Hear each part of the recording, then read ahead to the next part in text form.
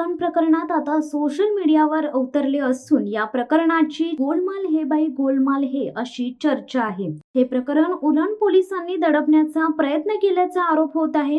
अपघाताची घटना घडल्यानंतर पत्रकारांना याची कोणतीही माहिती देण्यात आली नाही। अद्याप पावेतो पोलिसांनी या प्रकरणी पत्रकार परिषद घेतल्याचे ऐकिवात नाही। तरी नवी मुंबई पोलीस आयुक्तांनी या घटनेची दखल घ्यावी अशी मागणी होत आहे, कारण काही सामाजिक कार्यकर्ते न्यायालयात जाणार आहेत अशी चर्चा उरणमध्ये आहे। उरण हिट अँड रन प्रकरणी गोलमाल हे बाई गोलमाल हे अशी चर्चा आहे, कारण नंबर 1 अपघातानंतर त्या मार्गावरील सीसीटीव्ही फुटेज पावसाचे कारण देत स्पष्ट चित्र दाखवत नसल्याचे पोलिसांकडून सांगण्यात येत आहे। कारण नंबर 2 गाडी कोण चालवत होती हे स्पष्ट करणारा पुरावा अद्याप समोर आल्याचे दिसत नाही। कारण नंबर 3 अपघातानंतर जखमीला हॉस्पिटलला नेण्याऐवजी आरोपी पळून गेले। त्याच्या मैत्रिणीनेही त्याला याबाबत सांगितले नाही। नंबर 4 पोलिसांना याविषयी अंधारात का ठेवले, त्यामुळे तरुणासोबत त्या तरुणीला सह आरोपी का केले गेले नाही।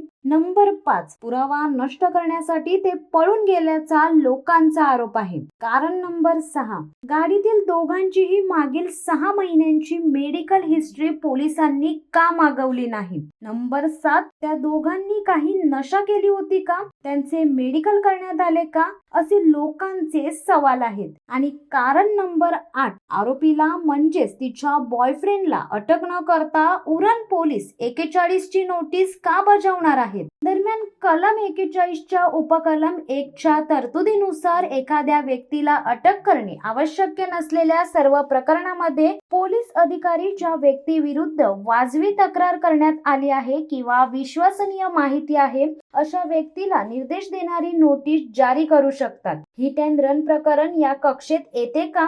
उरण पोलिसांना याची उत्तरे द्यावी लागणार आहेत। शिवसत्ता टाइम्स न्यूज ब्युरो उरण। दे धडक बेधडक वृत्त देणाऱ्या आपल्या शिवसत्ता टाइम्स न्यूज चॅनलला लाल बटन दाबून सबस्क्राईब करा आणि बेल आयकॉनला क्लिक करायला विसरू नका।